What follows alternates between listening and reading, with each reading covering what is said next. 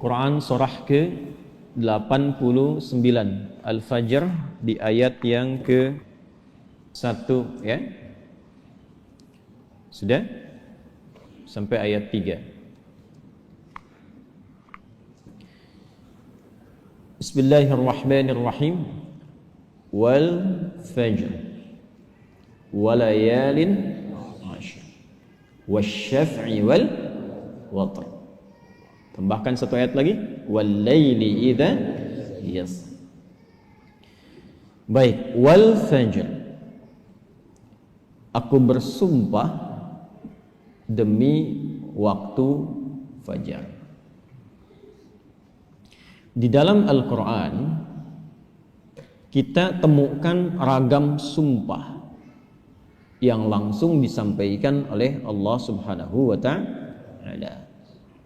Allah itu tidak bersumpah pun pasti yang difirmankan sudah penting. Dan sumpah itu ciri penegasan dan kesungguhan. Kalau dikaitkan dengan makhluk ada kesungguhan. Makanya kalau Anda ingin menguatkan sebuah pesan dan menunjukkan Anda serius, pakai sumpah ya. Besok ada ceramah Ustadz Adi di Masjid A. Wah, yang benar sumpah. Nah, dia. Nah, kata sumpah itu kan biasanya untuk menegaskan sebuah makna kan dan menunjukkan kesungguhan. Nah, Allah itu tidak bersumpah pun itu pasti sudah penting apa yang difirmankan. Apalagi kalau disertai dengan sumpah. Maka pasti ada yang istimewa di dalamnya. Jadi kalau kita menemukan ayat dalam Al-Quran diawali dengan sumpah, ini menunjukkan pesan yang disampaikan di ayat itu tidak biasa, ada yang sangat penting, berbeda dengan pesan-pesan yang lainnya. Jelas sampai sini? Baik. Wal fajr. Ciri sumpah pertama itu kalau ada di awal ayat. Ini secara umum ya. Dibuka dengan huruf waw. Ujung akhir kalimatnya, ujung kalimatnya itu harakatnya kasrah. Sudah? Misal, waw ketemu satu kalimat ujungnya kasrah. Wal fajri wal laili wasyamsi wadduha. Jadi setelah waw ada kalimat ujungnya kasrah. Nah, itu diartikan wawnya sumpah. Qasam namanya, wawil qasam. Kalau sudah dibuka dengan seperti ini, artinya informasi yang disampaikan setelah huruf waw itu penting, tidak biasa. Wal fajr, aku bersumpah demi waktu fajar. Ada beberapa pendapat dari kalangan ulama tentang fajar yang dimaksudkan di ayat ini. Jadi di sini Allah bersumpah dengan 5 hal. Ada 5 sumpah. Aqsamun khamsah, kata para ulama terdapat 5 sumpah di dalamnya. 1 wal fajar, demi waktu fajar. 2 walayalin ashr, dan 10 malam yang istimewa. 3 wasyaf'i, wasyaf'i, demi waktu genap. Kemudian 4 wal watr. 5 wal laili idza yasr. Ada 5 di sini disebutkan, menunjukkan ada 5 yang istimewa. Saking istimewanya dibuka oleh Allah Subhanahu wa ta'ala dengan sumpah. Baik. 1 fajar, secara cepat saja. Para ulama setidaknya menyebutkan secara umum ada 2 pemaknaan di kata fajar di sini. Yang pertama yang dimaksudkan setiap waktu fajar. Itu penting. Setiap waktu fajar, dalam setiap hari.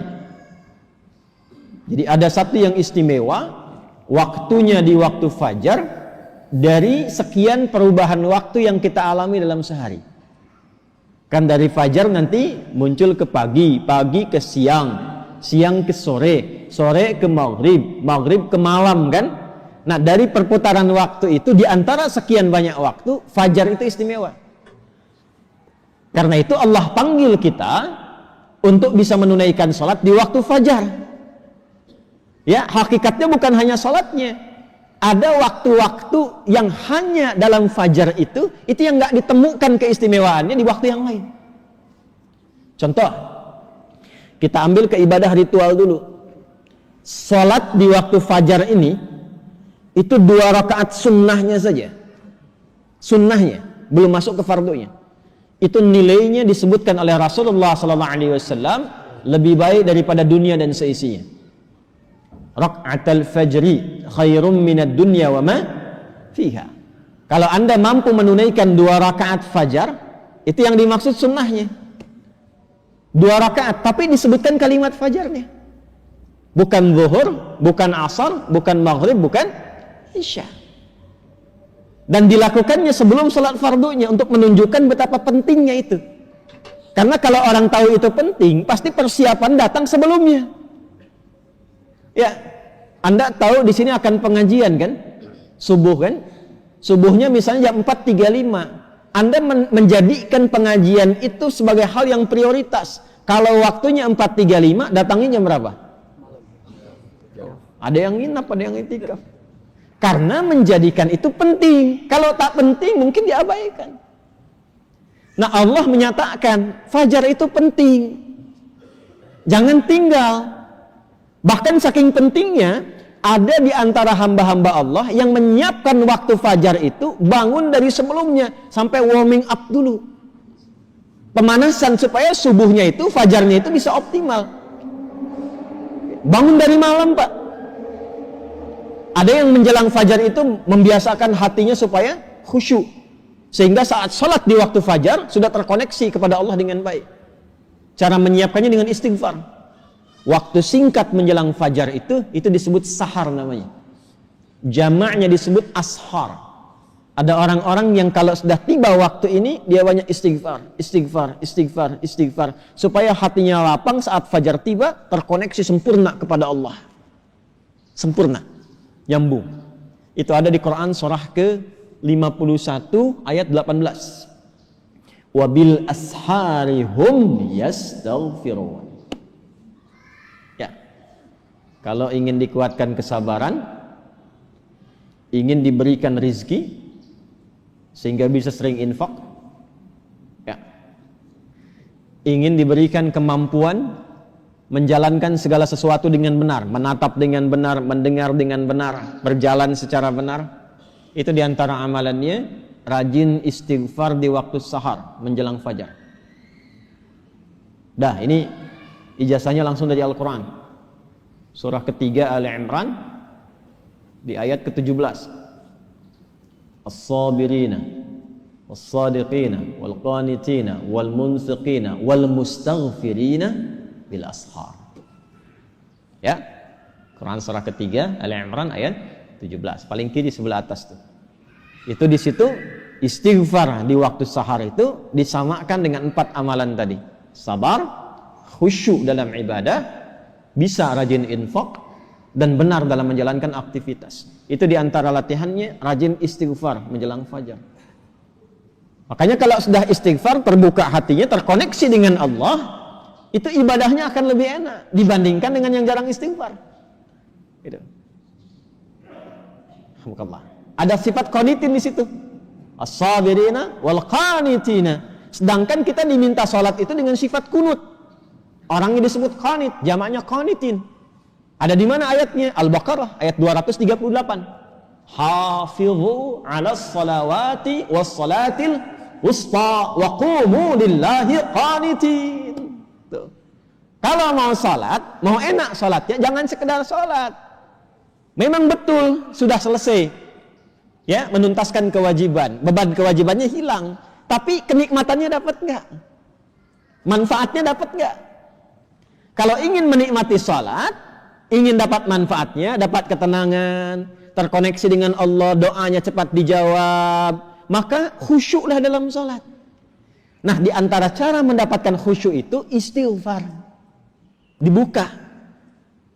Sehingga sekat-sekat yang membuka kita itu, yang menghambat koneksi kita dengan Allah itu terbuka. Ini dari Quran.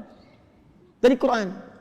Nah, dibiasakan istighfar paling enak itu di waktu sahar menjelang fajar. Apalagi kalau bisa tahajud sebelumnya.